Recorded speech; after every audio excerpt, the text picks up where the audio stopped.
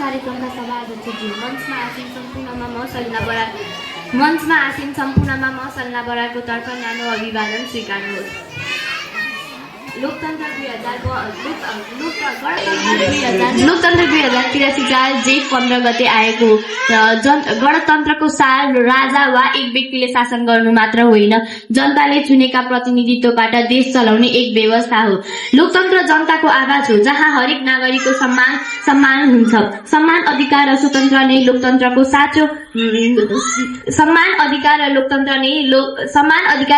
नै लोकतन्त्रलाई बलियो बनाउँछ। जनताको सहभागिता नै लोकतन्त्रको साँचो अधिकार हो।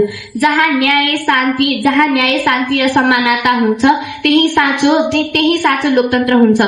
जनताले नागरिकलाई बोल्ने, सोच्ने र अघि बढ्ने स्वतन्त्र दिएको हुन्छ। यही भन्दै मेरो 2 शब्द यति अन्त्य गर्छु। हस्त, धन्यवाद।